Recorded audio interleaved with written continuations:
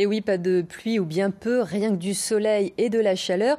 Une période bien compliquée à vivre pour les agriculteurs.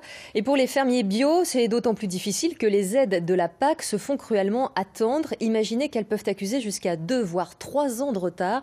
Certains professionnels sont dans une situation critique. Illustration dans le Finistère avec Florence Malézieux et Gilbert Kefelec.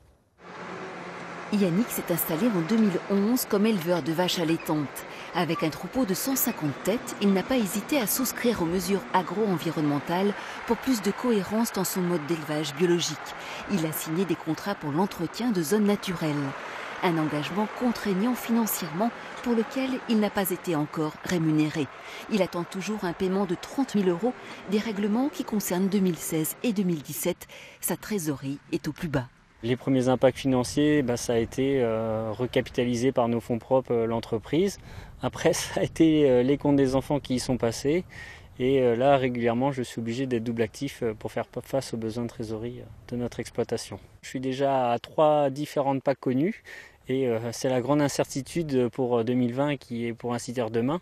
Donc c'est vrai qu'aujourd'hui, au niveau de la gestion de nos entreprises, c'est juste très très dur. On ne peut pas se projeter, on ne peut pas savoir comment organiser nos structures. Ces aides qui proviennent de l'Europe et de la région sont versées via un organisme qui connaîtrait des difficultés de logiciel. À cela s'ajoute la complexité des dossiers à gérer. Pour la coordination rurale, ces retards sont surtout imputables à un manque de fonds.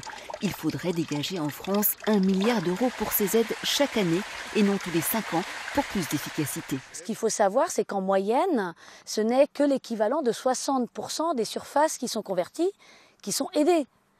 Avec les tels plafonds qui ont été mis en place dans toutes les régions, on a fait décocher des surfaces à beaucoup d'agriculteurs, si bien que ces exploitations ne sont plus 100% bio. Et ça, on n'en parle pas. Le conseil régional affirme que les retards ne concernent plus que 20% des dossiers et qu'ils seront résorbés prochainement. Il rappelle que 90 millions d'euros de plus ont été débloqués en supplément pour ces aides en Bretagne.